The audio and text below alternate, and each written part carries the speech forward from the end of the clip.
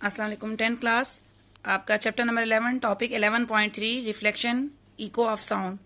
जैसे कि हमें पता है कि लाइट वेव जब ट्रैवल करती है उनके रास्ते में हर्डल हो तो लाइट वेव भी उनसे हर्डल से स्ट्राइक करके वापस फर्स्ट मीडियम में मुड़ती हैं, तो that is known as the reflection of light wave. Similarly जो साउंड वेव्स हैं वो भी ट्रैवल करती हैं और उनके रास्ते में भी जब कोई हर्डल आ जाए तो साउंड वेव उस मीडियम से उस हर्डल से टकरा के वापस अपने फर्स्ट मीडियम में मुड़ती हैं, तो this is known as the reflection of sound और we also known as call it as a echo. क्योंकि जब साउंड मीडियम में किसी मीडियम में पास कर रही हो और उसके रास्ते में कोई हर्डल्स हों और साउंड उन हर्डल से स्ट्राइक करके वापस अपने फर्स्ट मीडियम में मुड़ती है, तो इसको क्या कहते हैं? इको कहते हैं, यानी कि गूंज। उर्दू में हम गूंज भी कहते हैं। When sound is incident on the surface of the medium, it bounces back into the first medium. This phenomena is called echo or reflection of sound. यानी इससे पता चला कि आवाज़ जब ट्रैवल करती है, साउंड ट्रैवल करती है और वो किसी हर्डल से, किसी सरफेस से स्ट्राइक करके वापस जब फर्स्ट मीडियम में मुड़ती है, this is known as the reflection of sound और it is also known as the echo of the sound. आपने अक्सर कभी ऐसा देखा होगा कि आप किसी पहाड़ी इलाके में जाएं और वहाँ पे आप कुछ बोलें तो आपको अपनी आवाज़ वापस सुनाई देती है। इसी तरह जैसे कभी कोई रूम खाली होता है और आप खाली रूम में बात करते हैं तो आपको अपनी आवाज़ वापस सुनाई दे रही होती है। ये क्या होता है? This is known as the eco.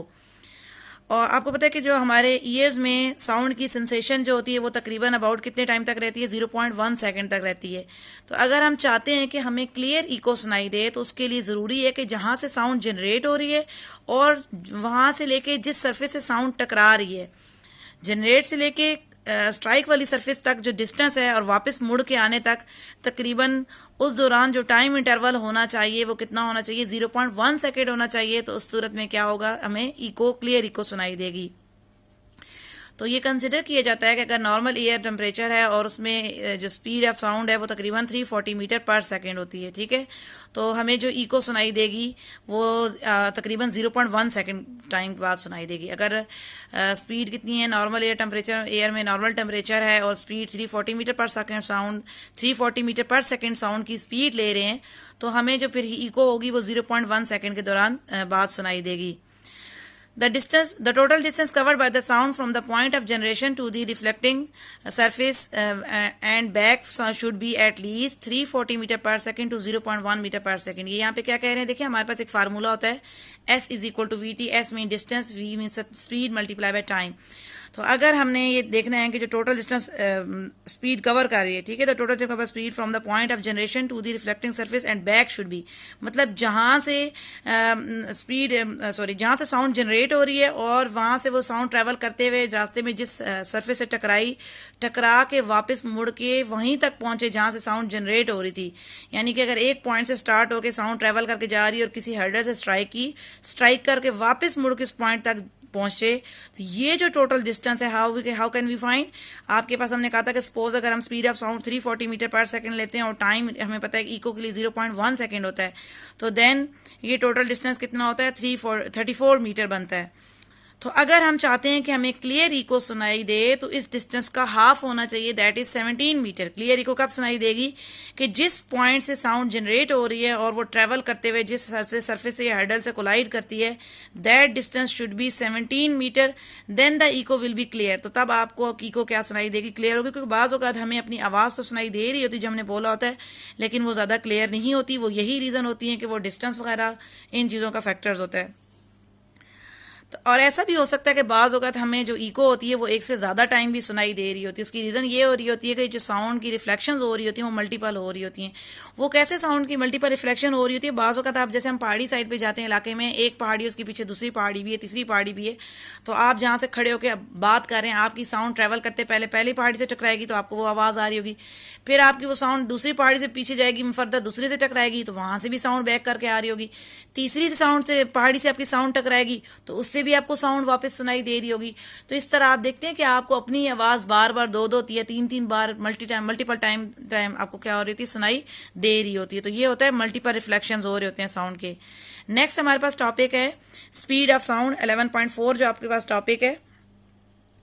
तो हमें पता है ना कि साउंड वेव किसी भी मीडियम में ट्रैवल करने के लिए ज़रूरी होता है कि उस मीडियम के पार्टिकल क्या कर रहे हो, वाइब्रेट कर रहे हो। यानी साउंड किसी भी मीडियम में ट्रैवल कर सकती है, बट इसके लिए क्या चीज़ नेसेसरी है कि उस मीडियम के पार्टिकल क्या कर रहे हो, वाइब्रेट कर रहे हो। How ever please remember this thing कि साउंड जो है वो वैक्यूम में से पास नहीं कर सकती, ठीक है। लेकिन हम ये तो हमने पढ़ा है, अभी हम कह रहे हैं ना कि साउंड किसी भी मीडियम में से पास कर सकती है और उसके पार्टिकल, शर्त ये कि उस मीडियम के पार्टिकल वाइब्रेट करते हो। बट जैसे जैसे मीडियम की नेचर चेंज होती है, उसी तरह जो साउंड की स्पीड है वो भी क्या करती है, चेंज हो जाती है। For example speed of sound in liquid जो है वो 5 times then in gases. Liquid के अंदर स्पीड ऑफ साउंड जो है गैसेस के मुकाबले में 5 टाइम्स ग्रेटर है। यानी लिक्विड के अंदर स्पीड ऑफ साउंड ज्यादा फास्टर है as compare to the gases. और कितना डिफरेंस है लिक्विड के स्पीड का, speed of sound in liquid then as compare to the gases is 5 time. इस तरह सॉलिड के अंदर भी स्पीड ऑफ साउंड बहुत ज्यादा है गैसेस के मुकाबले में। Speed of sound is 15 times that in the gases. यानी सॉलिड में गैसेस के मुकाबले में स्पीड ऑफ साउंड जो है वो 15 टाइम्स ज्यादा ग्रेटर होती है। हाउएवर जो स्पीड ऑफ साउंड है वो हमारे फिजिकल कंडीशन पे भी डिपेंड करती है। कुछ मसलन फॉर एग्जांपल टेम्परेचर हो गया, प्रेशर हो गया, ह्यूमिडिटी होगी, अगर इनके लिहाज से स्पीड ऑफ साउंड बाज़ औक़ात क्या हो जाती है, उस पर इफेक्ट पड़ जाता है, कम ज़्यादा हो जाती है। तो speed of sound in air is 340 metre per second at 1 atmosphere of pressure and room temperature 21 degree centigrade. अगर एटमोस्फेरिक प्रेशर वो 1 है और रूम टेम्परेचर 21 डिग्री सेंटीग्रेड है, तो देन जो स्पीड ऑफ साउंड है वो कितनी है एयर में, 343 metre per second. Please remember this figure for your MCQs। और कहते हैं the speed varies with the temperature and humidity. तो ये जो स्पीड ऑफ साउंड है ये टेम्परेचर के लिहाज से, ह्यूमिडिटी के लिहाज से वेरी भी करती है। The speed of sound in solids and liquid is faster then in air. ये तो हमें पता चल गया कि सबसे ज्यादा जो स्पीड ऑफ साउंड है वो सॉलिड में होती है, सॉलिड से कम लिक्विड्स में होती है, और लिक्विड से कम किस में होती है, गैसेस में। यानी जो साउंड गैसेस में बहुत कम स्लोली ट्रैवल करती है, फिर लिक्विड में उससे ज्यादा, और सॉलिड्स के अंदर तो साउंड बहुत तेजी से ट्रैवल करती है। स्पीड ऑफ साउंड के लिए हमारे पास रिलेशन भी है।